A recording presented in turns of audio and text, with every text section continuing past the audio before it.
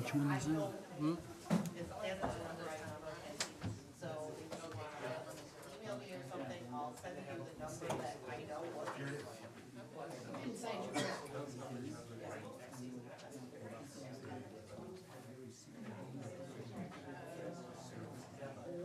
I do all the time. Because this stuff.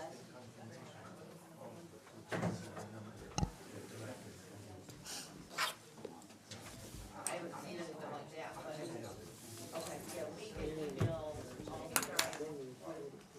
All the different, every department has grants going on, so I haven't seen anything transferring on them, but yeah, it could be that. Which one is that? B. Open invoice registration.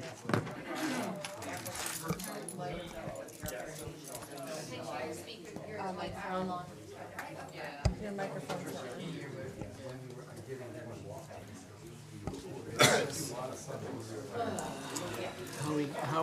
How we push to come when they start the agenda? You want the agenda? When they start the agenda. Oh, okay. Thank you. All right, are we ready? Here we go. Yeah. We are ready. You have the website? You have the website? My phone is getting load. All right, I call the City Council of Hamtramck to order, and today is Tuesday, March 8th, and it's 7:03 p.m. Would the clerk call the rolls, please? Councilman Rafai, Here. Councilwoman Jakowski, Here. Councilman Chowdhury, Here. Councilman Alvermati, Here. Councilman Al Samiri, Yes. Mayor Pro Tem Hassan. Present. Mr. Mayor, we have a forum. All right, let's do the Pledge of Allegiance. I Pledge allegiance to the flag of the United States of America and to the republic which stands, one nation, under God, indivisible, with liberty and justice for all. Thank you. Do we have any community announcements? Mr. Mayor? Just want to announce that we are still doing the COVID vaccines on the second floor of City Hall daily from 12 to 7 each evening, Monday through Saturday. And as you walked into the meeting tonight, you could have gotten a vaccine if you would have liked to, because they're out there finishing up for the evening. But we want to encourage the community who needs additional booster or first-time vaccine to come to City Hall. And it's fast and easy, and anyone can do it. You don't have to sign up in advance. Thank you. Any more announcements? All right, then we move to proclamation, recognitions, and presentations. And we have item A, proclamation condemning Russian invasion of Ukraine. Anyone wants to read that? Or, Sure, I will. If I can get that open. Okay, so City of Hamtramck condemning Russian invasion of Ukraine. Whereas Russia had been tightening its military grip around Ukraine since last year, amassing tens of thousands of soldiers as well as equipment and artillery on the country's doorsteps. Whereas Russian troops and tanks pushed into Ukraine, an airstrike hit the country's capital and more than a dozen other cities early Thursday. February 24th, after Russian President Vladimir Putin said he ordered a military operation to demilitarize and Nazify Ukraine and bring its leader to trial. And whereas Ukraine's embassy in London called Putin's order an unprovoked war, adding that Russia is waging a war against Europe, a war against the whole world. And whereas President Biden called Mr. Putin's attack unprovoked and unjustified, saying that Russia has chosen a war that will bring a catastrophic loss of life and human suffering. And whereas the city of Hamtramck, did I skip anything? Oh, the city of Hamtramck calls on Russia to cease its military action immediately and respect Ukrainians' sovereignty and territorial integrity. Now, therefore, be it resolved, the City Council of the City of Hamtramck is asking the President of the United States of America and his administration, the international community, and the United Nations to do their best to stop this conflict in Ukraine and to provide food, shelter, and security to those affected by this war. Thank you. Thank you. Thank you. Item B, 2021 Annual Report of Building Department. Thank you, Mr. Mayor. We have Sam Woodrick here from McKenna to give that report. Good evening, Honorable Mayor, esteemed council. Thank you so much for having me here tonight. Does anybody need a hard copy of the presentation? I brought some extras. Sure. Pass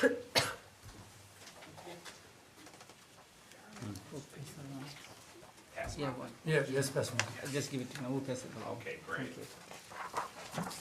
I'll keep one. Thank you. So what I'll do tonight is walk you through this presentation, explain a little bit about what the building department's done in 2021, and of course answer any questions that you guys might have.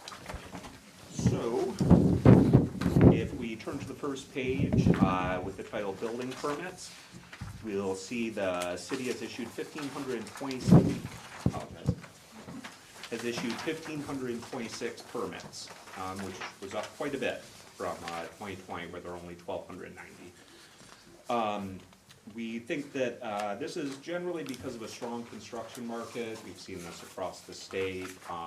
There was a small dip in 2020 because of COVID, but in 2021, a lot of the metrics kind of rebounded quite well. So you can see our permit fee revenue went up quite significantly, as did the number of permits issued. On the next page, there is a GIS map with the location of permits throughout the city. This is a mix of residential, and then the next map is strictly residential. You'll notice that there are far fewer commercial permits highlighted. That's because generally they make up a pretty small proportion of all the permits issued, although they're disproportionately represented in revenue, meaning they're fewer but bigger. On the next page, we have a rundown of our non-owner occupied certificates. Over the course of 2021, we issued 866 non-owner occupied certificates, commonly known as rental certificates, of course. And that was a pretty significant rebound from 2020 of all the various areas of operation in the building department. Rental certificates in 2020 probably took the largest dip. But they have rebounded a fair amount. And one of the projects that we worked on this year was adding Bengali and Arabic to permit forms and applications. There is an example of our building permit application on the next page as well. So page 6 goes over the fees that were collected as a result of the rental certificates. This tend to go more or less in line with the number of certificates issued, of course, up quite significantly at $259,000 from $170,000 the previous year. So we think that this is a combination of both the rebounding compliance that dipped during the pandemic, as well as several automated things that we've done BSNA to more efficiently and quickly notify landlords of both their certificates expiring or the various violations that were found in inspections that need to be addressed. And there's a list of action items that kind of talks about some of the things we do to identify non-owner occupied properties. Guys, a big one, of course, is watching the commercial sites like Zillow, apartments.com, pads, stuff like that, identifying addresses that are listed as being for rent, and then looking in the BSNA database to see if that home actually has a rental certificate. We also work pretty closely with the assessor's office on this. A big indicator of a rental property is, of course, it having 0% PRE, not having a principal residency exemption on it, which usually indicates it's a home that someone owns, but they don't live there. So when we see that, we do follow up, we contact the owner and see if they need to certify as a rental property. And on the next page, you have a total revenue review, so combined permit and certificate revenue. It was $714,000 for 2021, which is up, once again, quite significantly from $485,000 in 2020. Then on page 8, we see a rundown of some of our code enforcement issues. Just so anybody who's not aware, McKenna provides building-related code enforcement. So what we focus on is a little bit different than what Rocky and the city's code enforcement team does. We look at principally building-related code enforcement. So one of the largest areas is, of course, enforcing the rental ordinance, people working without permits, properties in disrepair are sort of our scope of work there, where Rocky and the city's code enforcement does a lot of grass, trash, stuff like that. And so we lay out right here really our three key tools, the three principal ways that drives our code enforcement. We focus on commercial corridors to make sure that operating businesses there have their certificate of occupancy and business license. They also proactively patrol, so the city gets divided into different grids, and then the enforcement rotates through each of those areas with the goal of covering the entire city every week. And then lastly, we also get citizen-driven complaint. People email, say, I have problem X, Y, or Z with the building next door, and we also follow up on that as well. And then you can see the graph below it sort of lays out, how the various categories of enforcements and proportionately, what they represent and the overall number of enforcements. You can see rentals is by and far the largest one. It's certainly the area where we have the largest number of non-compliance. Not having a permit, building maintenance, business licenses, and vacant buildings were also some of the largest of them. And then we have a short rundown of some of the goals that we had to complete in 2021. One was training that was done. There was BSNA training, both for the building department module as well as the business license module. The city provided some fair and impartial bias training. And of course, all of our inspectors have completed their state mandated continuing education. We spoke about at BSNA, we've set up a lot of automated workflows to make sure that landlords are being constantly reminded about what they need to do to get their rental property in compliance, as well as people who have permits that are about to expire, that there hasn't been work completed on them, that we're reminding those people promptly, of course. And another big thing was starting online payments through BSNA, which McKenna facilitated for the city, and we got up and running a couple months ago now, and it has been very successful for contractors and landlords. They're now able to easily and quickly just pay all their invoices on the BSNA site. And then the last map on the back here has GIS locations of where a lot of enforcements were. I was very surprised that, and I believe it is detailed on page 9, that we had some properties that had as many as 8 violations over the course of 2021. This was only 2 properties, But the vast majority of, vast majority of the enforcements, you know, most properties only had one or two throughout the course of the year, and they were relatively quickly resolved, so. So with that, are there any questions I can answer? So here is the major issue in Bengali community right now. The forum, whatever Bangla language we are putting into the anything in the forum or anywhere, this forum has the Bangla language. I cannot even read. I don't know what is that. So this is very insulted situation right now. I want to stop this forum right now, take Bangla language off because I cannot read. There's the alphabet maybe, is the Bangla, there is a no meaning, an insulted meaning, and it is went to the up to Bangladesh last week, insulting the Hamtramck city Bangla language. I cannot even read it. So I want from today, officially, please, this I cannot read it. And I don't know what is the meaning, what they're saying. I don't know. Anybody can tell me English of this meaning, what try to say, and from English came to the transfer to the Bangla language. And there is somebody doing the Google do better than this one even. So we pay professional translators. You know, they are not professional because now me, Councilman, and Naim Chaudhary and myself, we have to call a meeting with the professional guy. What kind of professional he is, I want to know, because this is very, I cannot read it. Well, I cannot read it. Councilman, I appreciate your comments, and we will correct that. Please, and I want to, before we correct, I want to remove this language from now on, any form go, I want to remove that one. I understand. Until we put the new language on. I understand. Yeah, please. Thank you. And by the way, the Arabic also doesn't make sense. If I figured that if I read it from the left to the right, it makes sense. Please call the supervisor, whatever.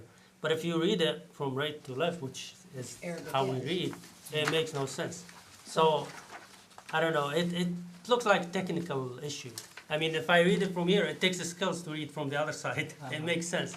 But from here to here, it doesn't make sense. So that needs to be. It's a simple technical So, issue. Mr. Mayor, we will take care of that. I appreciate you pointing it out. But we do use, we don't try to do this ourselves. No, we Because I understand. don't read Arabic, I don't read Bangla, but I would be happy to make sure it's good. And if you are the better at this, we will gladly use you to read these. Yeah, we're gonna That give will the. be perfect. We give the English version, we're gonna give you the Bangla version. Because this is no making, can you read it? No, so, Mr. Chair. Well, let's not dwell on that. Yeah, today. this is Yeah, We'll yeah, figure out so- other Well, things. Okay. But we will work to correct it, It's corrected, council yeah, members. that's the thing, the whole Facebook and social media, I had to attend two Bangladeshi meetings and media, some of those news reporters and scholars on the Bangla, they were like, what is this? While you on this council and you got this language all messed up, we couldn't even read it. So I faced the news reporters from Bangladeshi community to speculate as to how it happened. So I apologize to them. It's probably a typo things and maybe Google translated. So, but I also stated to them that our city administration taking the steps. I emailed you right away, Kathy. You told me we were gonna. That is made in this. So it should be corrected. And as you said, it's gonna be getting fixed. So use us. If you have an English, we can translate it in Bangla. We will happy to do that. All right, It's, so we're available to help. it's- Thank you. Yeah, and there's no reflection on this. No, it's not department you. At all. It's not you, it's nor the is it a professional reflection on service. the staff. I But never I- read I- it. Suddenly I focus on, after all those newspaper, Yes, I cannot even read it. Right. understood, thank you. Mr. Chair, I have questions. Go ahead. And I just want to add, we will of course work diligently with the city to correct this. I was Yeah. unaware of not being. We'll go acknowledged. forward with I- other things now. And Kathy, if you can post them, post on Facebook or in Hamtramck page, that we will fix that. Immediately. Immediately, if you can release something, because that they never got a response from any of us. That when they brought this attention on the medias and Facebook, Yeah, all I'm that. unaware that any media or anybody was I commenting. emailed That's the that first is I'm it's hearing I'm It's only just- hearing because you said there were some translation issues. Issues, okay. And yes. Uh, Okay, Second thank you, question. Mr. Mayor. Mr. Chair, my question is, for inspectors that do go out there and inspect these building departments in these houses, is there a system that the inspector has where he could look at this property, see, you know, what this building needs or what this property needs? Or does he have to go back to the office and look what's the issue with this property and then come back and let the owner know? Or do you, I'm saying, you know, I'm gonna try to clarify, do you guys have a laptop or a tablet where you're able to take it with you and then also find out and let the resident know, you know what, this is the issues that you have? Instead of going back to the office, takes a while until you get back to them, so it takes a longer process for them to, you know, to fix these issues. Yeah, so all the inspectors do have tablets and hotspots, and they're connected to the city's BSNA. I think they occasionally have some technical issues with them, but on the whole, we've provided laptops for the building department to use. They should be able to, in real time, in the field, access the BSNA records. As well, when inspectors go out, they usually get a trip sheet that shows all the previous inspections of a property and what the results of that, what the results of those previous inspections were. If you're talking about rental inspections, those can be a little bit, there can be long lists of violations, so inspectors generally don't carry those with them because it would be a lot of paperwork. But once again, they should have remote access to BSNA.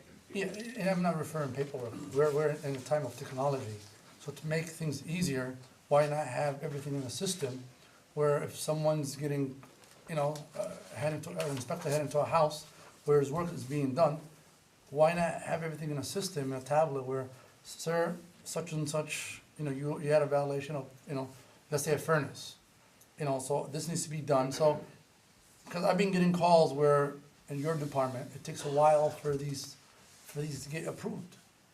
And For what specifically to get approved? it could be either a furnace, it could be water boiler, it could be anything. It takes a longer process for them to get approved.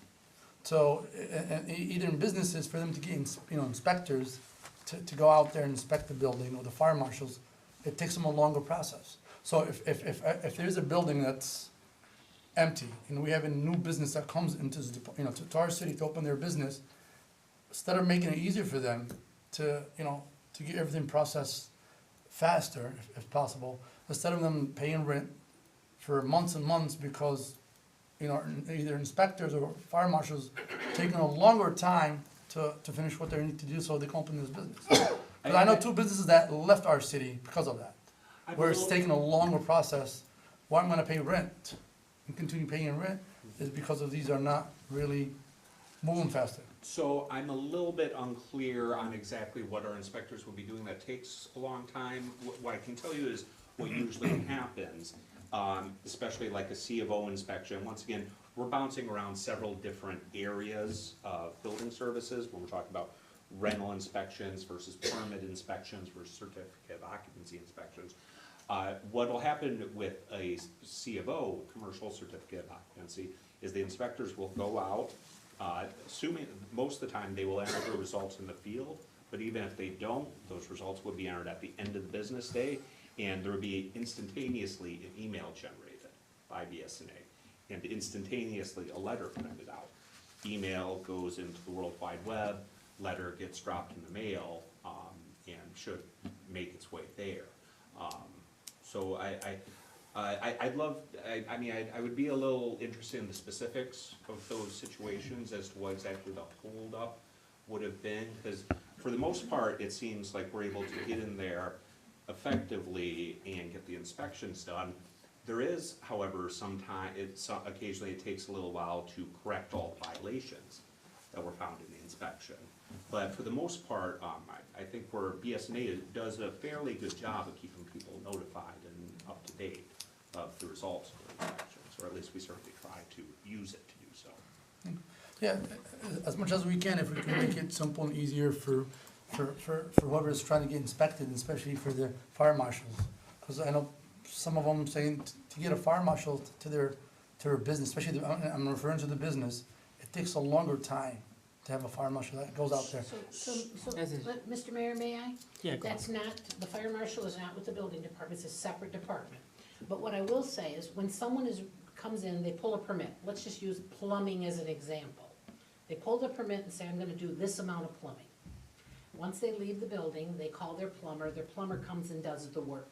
The minute their work is done and they're ready to be inspected, they call the building department. The building department will be out there within 48 hours to do the inspecting. And if they've done the plumbing right, if that plumber did the work right, they would be approved that same day. As soon as their work is done, that's when they call for an inspection, and they'll have one within 48 hours. So the holdup sometimes is when the work isn't done correctly, or maybe their contractor isn't doing the work quickly. That can slow them down. The availability of labor right now is very poor. And so, you know, you may pull a permit, but you can't find anyone to do that work and do it correctly. That's a piece of it that you know, and especially in a situation, Councilman, when it's a commercial building, it's about the safety of the people who come to that building. You can't do that halfway. If it needs to have something done the correct way for the safety and health of the community, because they're coming into a business, you have to make sure it's right. Mr. You're not Mayor? allowed to have somebody install a boiler without a professional Oh, in a that's 100%. commercial building. So there's a little bit, you know, if you have a specific, any of you, a specific I do, situation, I do. we will go with you, if you'd like to, along with the building department. We have done this, so that you can observe how an inspection works, because I think it's very important for you to have that opportunity, and see that there are times, we don't invent the building code, it's the statewide building code, international building code, so the rules No, are what the rules are. Kathy, I thought if I Adam, may, I thought Adam wanted to say something. Sure. I have questions about the map, you know. Sure. If you look at it from Gallagher to Joseph Campbell to Kniff to Which map was this? I'm sorry. page 10. Page 10. Okay. Yeah, if you look at Gallagher and Joseph Campbell and Kniff, this map doesn't have any code enforcement or building enforcement in there. Gallagher. Joseph Campbell, Carpenter and Kniff. Yep, so Gallagher between. Yeah, so between Joseph Campo and Gallagher, between Kniff and Carpenter. It's over here if you see. Okay, Yeah. yes, I do see that chunk. That looks like a 3x3 block area, more or less. Yeah. Nothing was inspected there. That's apparently according to the map, yes. Well, no, I'm sorry, there weren't violations issued. These are enforcements, not inspections. Gotcha. Mr. Chair. Thank you. Yeah, Councilman Torres? All right, so, in echo to Council Rafai, see, I think what he was saying, and I'm gonna give an example, I own a building on Conant, and I have a lot of business owners, they're partners and friends of mine. Here's a case, so, and I'm gonna be clear as possible, it can be. So the inspector goes out and finds out the violations, this and that, X number of violations, and the owner gets somebody to get it fixed. And then the second inspector is not the same inspector that went the first time. The second inspector went in and got 10 other things. And the owner said, you know, that you got me 10 of them in the beginning, now you're saying another 20 added to that violations. And that's when the owners get pissed off and say, I already fixed whatever you guys asked me to fix. That's delays the processing. So second inspector, the third inspector, someone else goes in the building, finds some other things.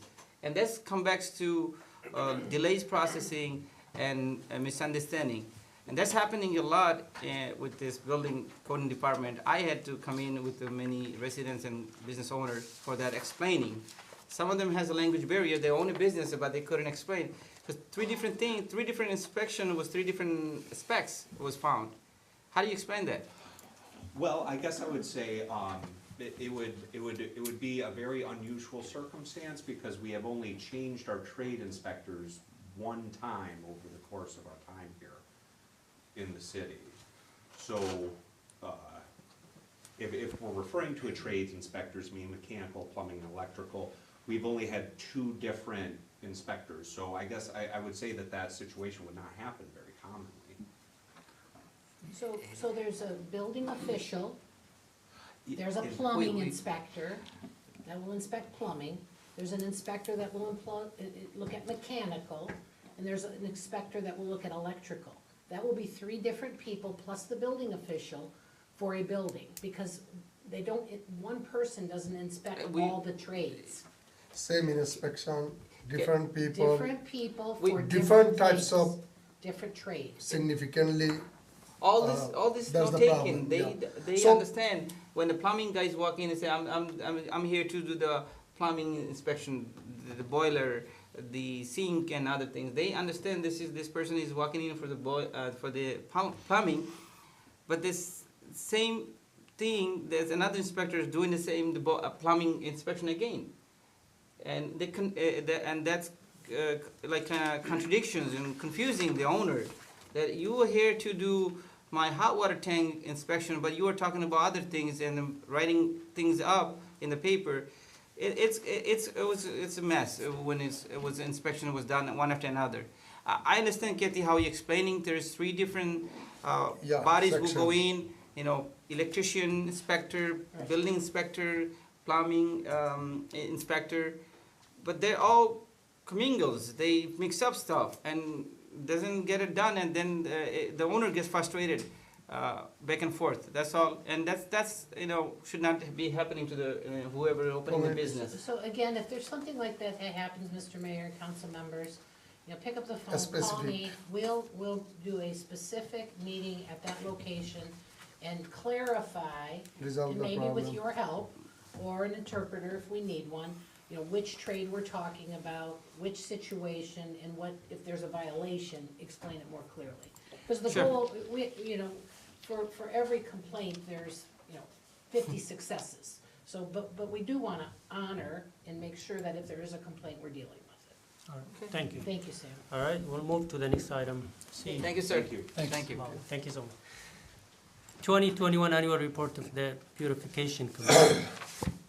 And I don't see Sean Cote here, who submitted the report, so I'll just speak to a couple of the highlights of it. The goal of the Beautification Commission, of course, is like their name. It's beautifying the city, working together with our community. And so there's been a lot of flower and tree planting at the Sarah Garrett Park in the last year. And the Social Forestry Project worked with the team. There were multiple days of volunteering and staff coordination to make that happen. They've been working with the Joe Louis Greenway folks and involving the commission in the efforts to show what planting, what the bump outs can be like along the Joe Louis Greenway. And there's still some continuing efforts in that, how we can maximize planting in the city along the new Greenway route. They coordinate the clean sweep, which I know they're in the planning stages of that now. That's the citywide cleanup, and we hope that every council member will be there and bring 20 of your friends with you.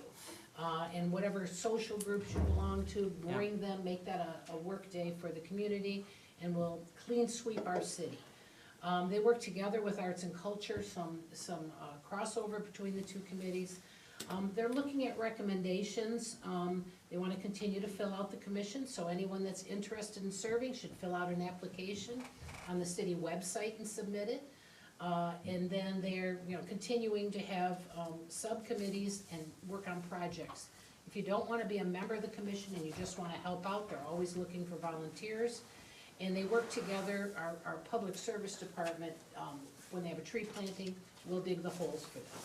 And so that there's a coordination of efforts there.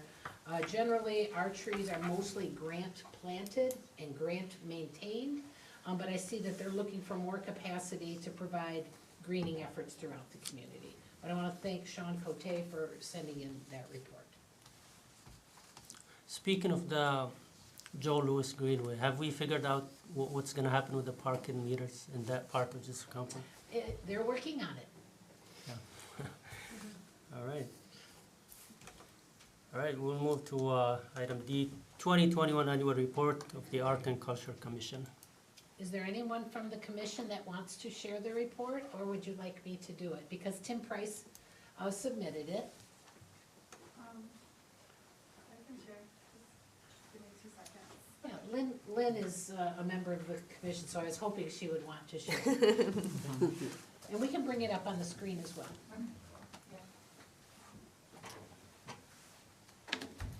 Hi, Council and Mayor. Hello.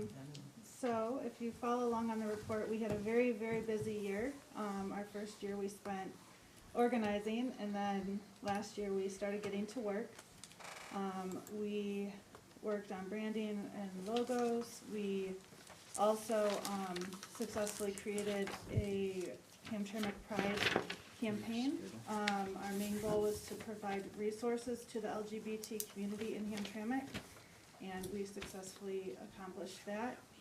We have been partnering with the Hamtramck Historic Commission for the arts component of the Hamtramck 100-year anniversary this year.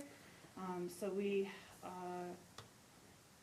did a competition to come up with the logo, and that logo will be used for banners and lots of other projects throughout Hamtramck this year.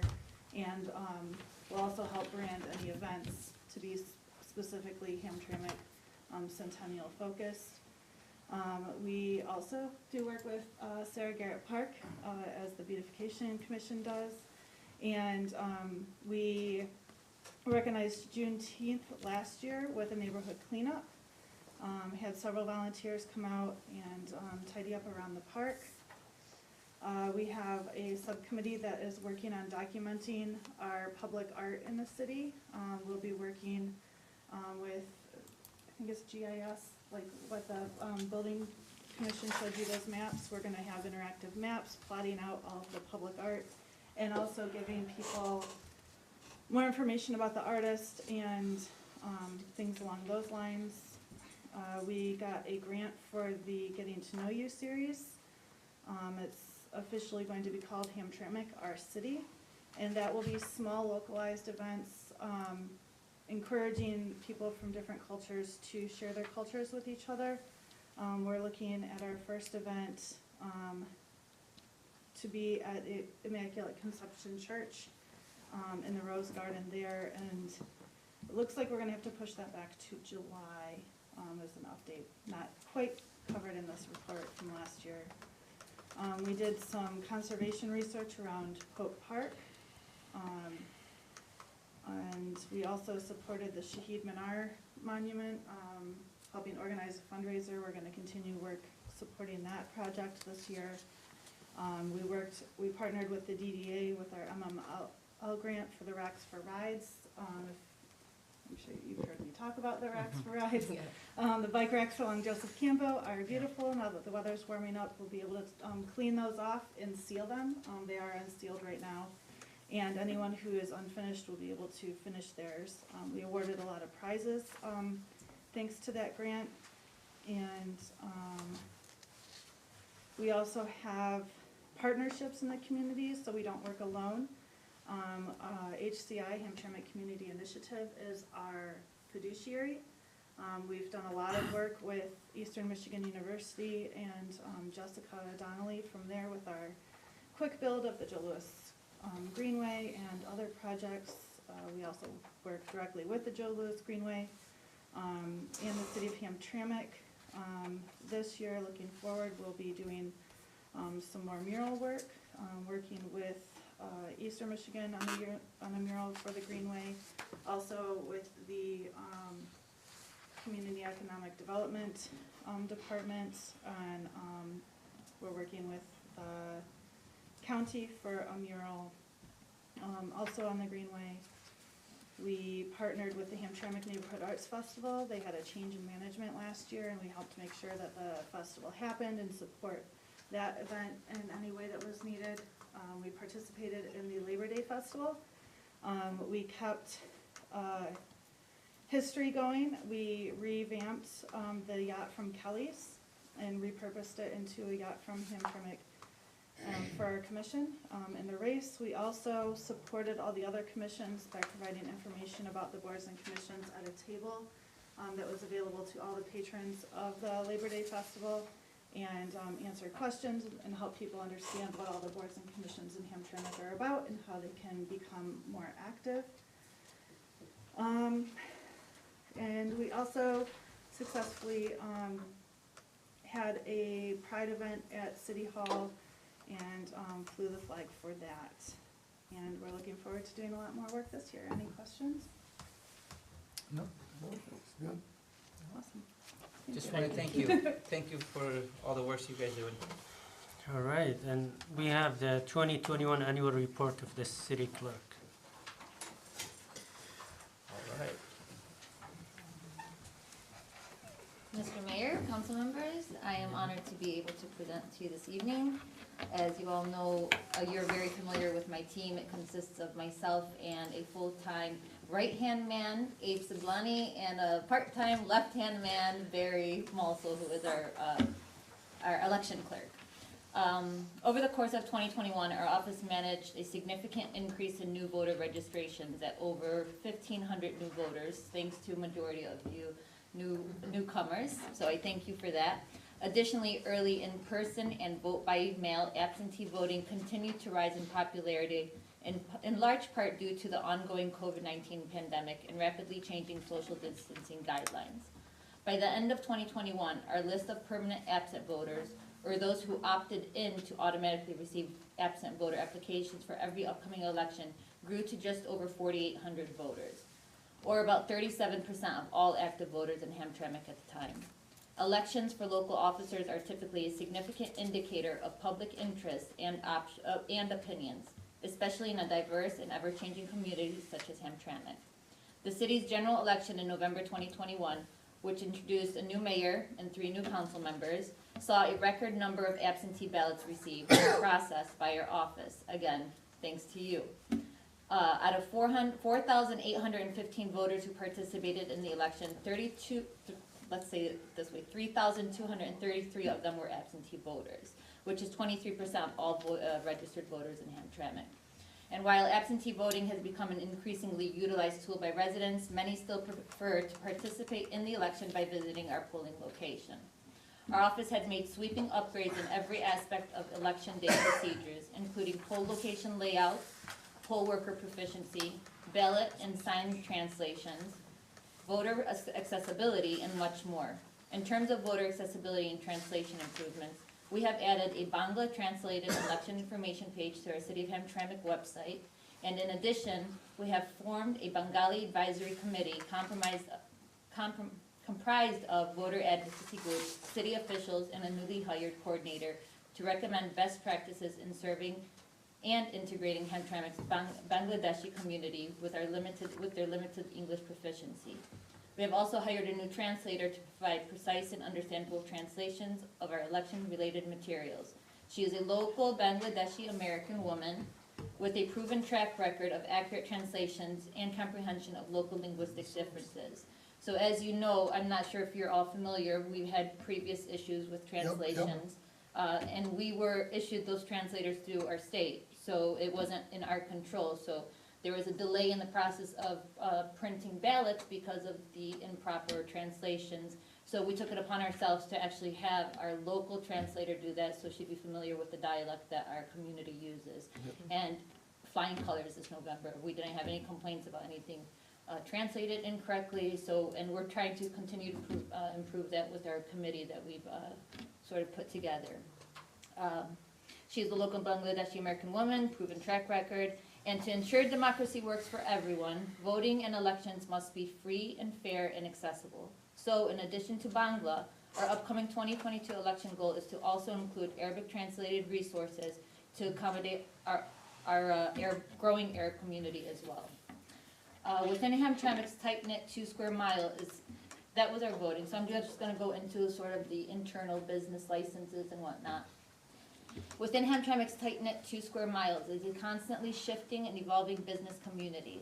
Businesses with experienced owners and dedicated customer base continued to thrive throughout the pandemic, while new entrepreneurs continue to invest in the city, surely inspired by the city's rapidly growing population and opportunities for investment. In 2021, a total of 159 new business license applications were filed with our office. This number includes brand new businesses as well as any changes of ownership within an existing business. As of February 2022, 149 of those businesses are still open. A total of 445 businesses were issued a business license for the 21-22 business license year throughout 2021. Operating a business during global pandemic can be challenging. According to our records, 80 businesses were terminated at some point throughout 2021, and a small portion of those businesses terminated their license with our office before even opening their doors. As you know, resolutions come through City Clerk's office as well, so 172 resolutions were presented during City Council meetings in the year 2021. 8 ordinances were changed and passed, and from the time that I was started in June to December, we had 56 FOIA requests, which are Freedom of Information Act, that go through us and dispersed and produced through the office. And as you know, we are the Office of Record Keeping, and that is our main goal. And that would be my presentation. Any questions? Thank you. What was the voting turnout percentage this past year compared to the previous ones? I can't answer that off the top of my head, I apologize. All right, thank you so much. No problem. Well, thank you so much. You're doing a wonderful job. Thank you so much, I Alright. appreciate it, thank you. All right, so move to additions, deletions, agenda approval. Any additions or deletions? Mr. Chair, Mr. Chair. I'd like to pull consent agenda item number E, resolution number 2022-24, bring to the new business.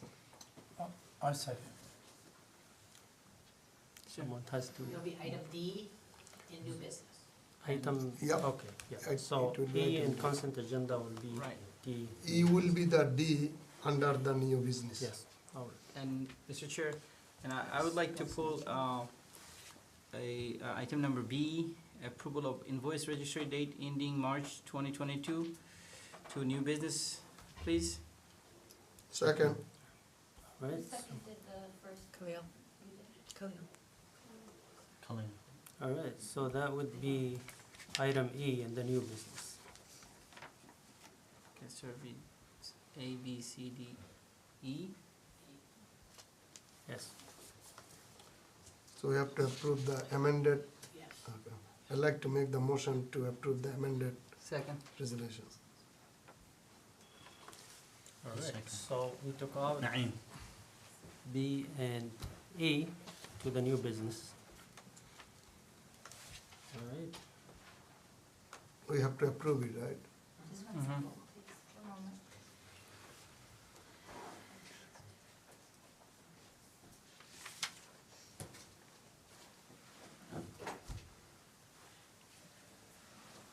I apologize, who seconded Naeem's Me. motion? Hassan. Hassan motion. Now we are voting on the amended, Agenda. yeah, Councilman Rafai? We're voting on the amended consent. Yes. Councilwoman Jakowski? Yes. Councilman Chowdhury? Yes. Councilman Al-Zamaki? Yes. Councilman Al-Samiri? Yes. Councilman Hassan? Yes. Can I just ask a question, don't they also have to vote again on the? No, no, sir. Mr. Mayor, the consent agenda is passed. No. all right, so, Still remaining consent agenda need to be approved. yeah, we're not yet, we're not there yet.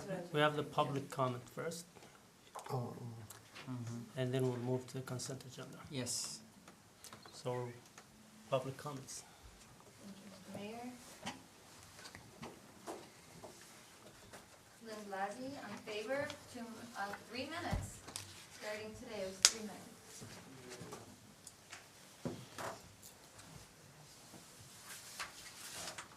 Hello again, Council and Mayor.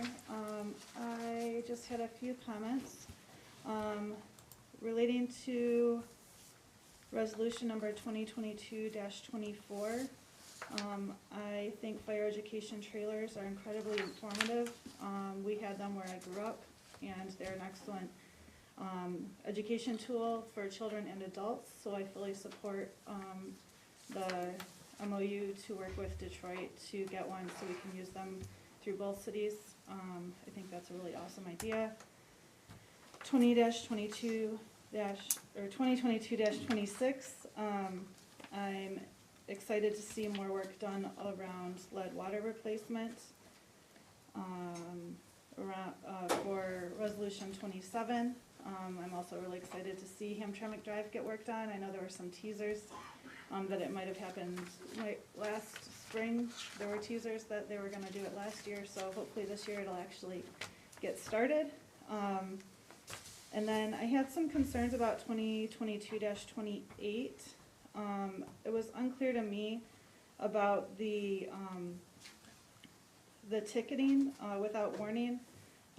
I think there's two parts to the graffiti question. There's the person actually creating the graffiti and the person whose property that is getting graffitied. And so I just wanted some discussion and clarification on how that was going to be changed and what the exact changes were. And that's it for my opening public comment. Thank you. Thank you. Mr. Bill Meyer?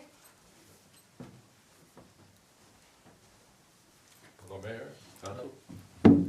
I would first like to apologize for something I said at the last council meeting. I was incorrect. I want to apologize to the city clerk who read the comments last meeting, and I thought it was longer than 2 minutes when she read, so I told her you shouldn't read. Minutes shouldn't be longer than the time that the public has. But I checked online, and it was exactly 2 minutes. I apologize to our city clerk for that. Secondly, I don't know if this is any of your business. I think it is, but the superintendent of public schools, Julie Ahmed, is a superintendent in exile. She took a leave of absence, sick leave of absence in November, 3 months. She was supposed to return January 9th. They did not let her return that day. The board decided to pay her and keep her away from her job. So they're paying her full pay while they're trying to investigate to see if she committed any crime so that they can remove her from office. That's what the whole purpose is. I think you all should know about this and study it, find out if this is justified or if she needs support. She's a first woman, Yemeni, hired to a high administrative position in Hamtramck history. And we were all very excited that she got this job. And now it seems like tide's turning. So something to look into. Thirdly, I just want to say that in the 20 more years that I've lived in the city, I think we have finally reached a point where we actually have a well-working council in there. I don't feel any animosity between anybody in the council, and this is so important to work together.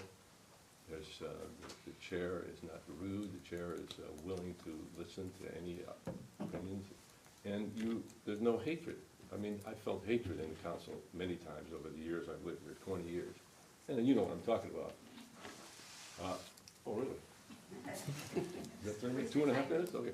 So it's a big compliment to you because if you can like each other and work together, that's the first stage. So you got a big problem to solve, but you can't solve them if you're fighting with each other. So thank you very much for your work. Thank you. I have Mutahar Fadl from the American PAC. Welcome. Good evening. I wanted to talk about something else, but something happened on the 1st of March at the tax department with a lady, and I wanted to bring it up to your attention. I also called Kathy. She sent me another lady to work. I came to the window of the tax department at 3:14 p.m. and the window was closed. I live in Hamtramck since 1998, and I know every time I turn my income tax, like everyone else, we go to the tax department. The lady will look at it, make calculation, make sure it's correct, and then she will send you to a person, like either a lady or a guy. And then they send you to the cashier.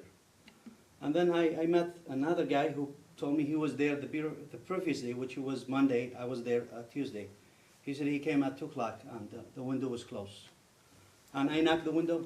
No one answered. I went to the assessor department. They didn't know where she is. And another guy was walking. He worked at the court. He's an officer. He told me he will look for her. He went to look for her, and then after a few minutes, she came out the door. With disrespect, looked to us, and it was 4 of us on the line. And she said, if you have something, go to the cashier. I told her, I have a problem, like, I've been to your window 3 times, and you asked me for amendment. She went after me, like, from 2016 until present, which I don't mind. If I owe any balance, I'm willing to pay it.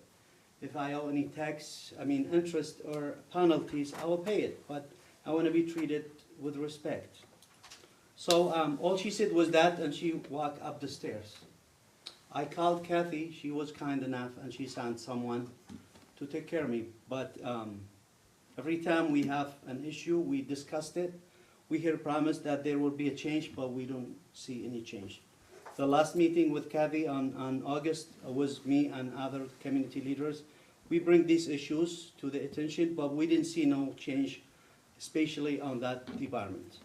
And I will make more comments on the next. Thank you. Thank you. Thank you, sir.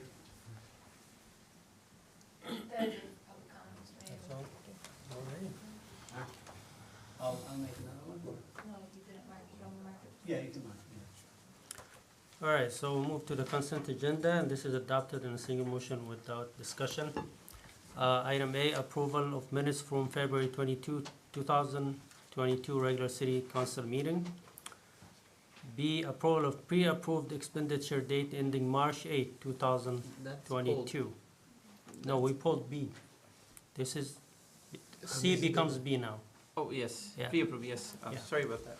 D, resolution 2022-23, approving request for street closure for St. Florian Strawberry Festival. I want. Second. That's right.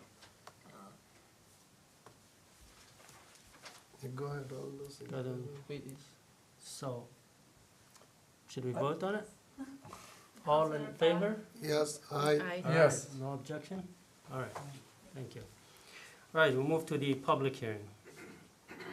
And we have one item, resolution 2022-25, approving second reading and public hearing of Hamtramck zoning ordinance text amendment to Title 15, Land Usage, Chapter 15. Mr. Mayor, could I have the staff member come on and speak and go over the amendment before the public hearing starts so that the public will know exactly what's the content of this before they make their comments? Yes. Yeah, good idea. Thank you. So Carolyn Faulkner with the Community and Economic Development Department can go over this with you. Hi, thank you so much, Mayor and Council, for allowing me to speak today and present on these proposed zoning text amendments. So the goal of the text amendments are to improve the development process while at the same time maintaining the character, good urban design, health, and welfare of the community. So we want to improve the process, but maintain the character, maintain good buildings, and maintain good urban planning. This series of proposed amendments, there are 9, was discussed by the Planning Commission over a series of 5 or more meetings. It was at least 5. And the way that they came about was from various sources, and we've put them together into one memo.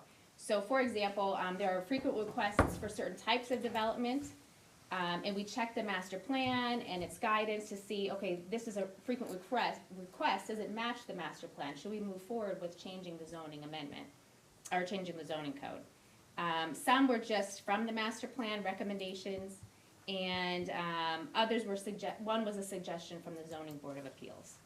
So I will go through all 9 of them briefly.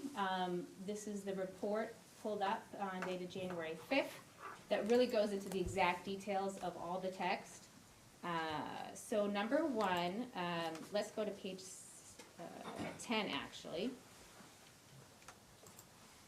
So the first one I'm gonna cover is revising definitions. This is the longest section in this report. It's not what we started with, but it's in chronological order of the actual ordinance. This started because as we were updating other sections, we realized that some of these definitions were needed, other definitions needed to be changed. And the master plan also says that in Hamtramck, our definitions are either super narrow or they're really too broad. And so we could have one that's like very, very specific, ridiculously specific, and then another one that just seems to encapsulate everything. And there's also redundancies as well. So it's just not very clear when we're doing zoning reviews without really up-to-date definitions. So page 10, anything with an underline, and I'm not gonna go through all of them, an underline is new text. And when it's crossed out, that's getting rid of the old text. So just a few examples. Commercial light was one of those that was just too broad. You know, restaurants was thrown into that, but restaurants is its own category. So it doesn't make sense to have that redundancy within commercial lights. It was just a super broad definition. Instead, the new definition is really commercial light, you know, light businesses, office services, you know, an art or studio space, something like that. That doesn't have a ton of foot traffic, not a ton of occupancy. So that would be commercial light. Commercial retail sales and service was also updated. And then there's some new ones. So for example, commercial retail sales food is a new definition, and it's encapsulating a whole bunch of things that are similar. So like a bakery and a candy store and a butcher don't all need to be listed out separately because they're really retail of food, and just kind of throwing that together. So for this specifically, we use the American Planning Association dictionary. They have recommendations from across the nation of definitions and what they should look like and how to do it. So those are just a couple examples. There's other ones in there as well. We can go to page 23.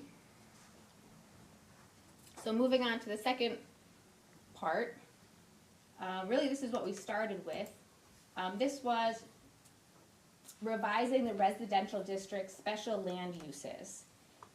So in a residential district, these things are not permitted, but you can go to the planning commission with a request and try to get special land use approval for these sorts of buildings. And this is important in Hamtramck because we have so many commercial type businesses on the corners that probably one day in history were a store or were a restaurant or were something else, but there's really not a proper way for them to go through the plan commission and through our department and to get approval. So this is really just making it easier for more types of businesses to open up. They still will need special approval. You can't just open a restaurant in your house because you feel like it. Yeah, you still need special approval from the plan commission, but it just opens up a way for more businesses to open up in residential. So that is part 2. Part 3, we can go down to page 24. So when a special land use request comes to the planning commission, they have to use standards to review the request. It's not just up to them to decide, you know, based on, you know, their preferences. So we also put together these revised special land use standards. So these are all there, but if you go down a little bit more, these would be new standards.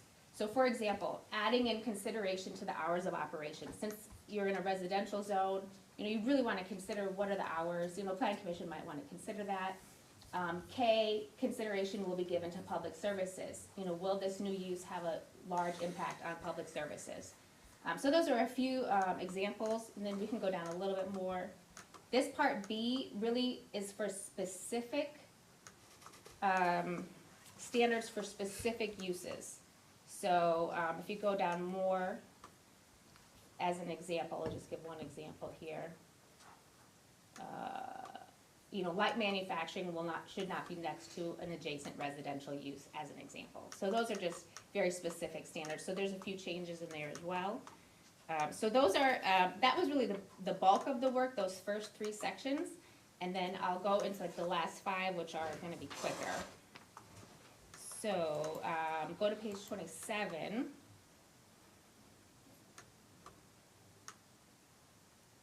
Oh, maybe down more. Okay, thank you. So this is something that was brought up in the master plan. Just, we want to clarify in the ordinance that a traditional recessed storefront entryway is allowed in a central business district and C2. So you know when you go to some of the older buildings, you walk in 4 feet before getting to the door. That's a nice urban design feature. It provides, you know, shelter from the rain. You have more window space for your shop. And the master plan pointed out that the way our ordinance is written that says the whole building must be right at the lot line, it's not super clear that the architects are allowed to have that kind of entryway. So I don't know if that's why some of the newer buildings have like a completely flat surface, but sometimes those doors can open into the public. It's not the best for the walking experience, so we're just clarifying this is allowed so that architects know you could do this and we will allow it.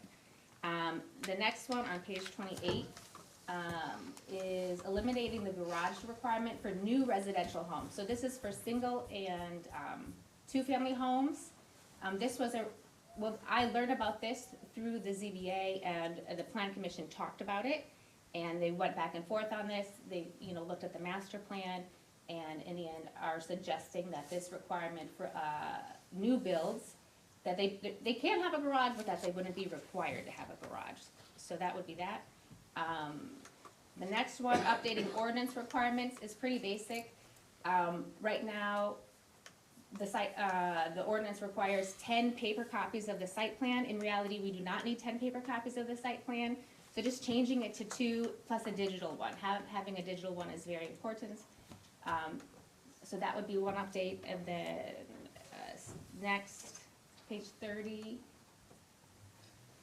So this is adding additional uses to the central business district, which is right there. Yep, thank you. That is Joseph Campo. And adding commercial light, commercial retail sales food, which is a new definition. Cultural services is a new definition. Motel, hotel is not a new definition, but it's just adding it for the central business district. And then going down to 8, C2 is the multi-use district, so that's really a lot of the other areas. Anything underlined would be added, so commercial light, commercial retail sales food. I think that's it. And then finally, we noticed that, or it was brought up during architectural reviews, that brick is not technically listed as an allowed material in the central business district. I think that was just a typo. It's a great material for building, and the other districts allow it. So it's allowed, but it's not allowed for like the majority of the building. So basically saying that, you know, the majority of the front facade, it's okay for it to be brick. It's like that in the multi-use district, and it seems just by the text that it was perhaps just left out on accident for the central business district. So those are the 9 proposed amendments to the zoning text. Are there any questions? Mr. Mayor? Yes. Okay, so I came with 3 questions, but I think you answered 2 of them, but I'm gonna ask them anyway. Okay. Just for clarity. So one of my questions was, why were like medical offices being removed from residential permitted uses, but that's just a redefinition that they got lumped into, so they're commercial light, it would still be. Yeah, you're talking about within the special land uses Correct. residential. Yeah, so like a small dentist office or Right. something like a physical therapy office, yeah. It would be within commercial light. Right, so it was just added to a different definition. The other one was, there was some, well, with the master plan, and there's stuff to be said about like parking and stuff like that, so with the elimination of the requirement for garages, was there consideration for how that's gonna affect parking if we're adding new builds, and we already are a parking restricted place? Yeah, so people went back and forth on that one. Yeah. I think some people said, well, you know, the garages are so small and the alleys are narrow and we don't park our cars in there anyways, or there's not enough space. And another thing that was brought up was that not everybody uses cars, so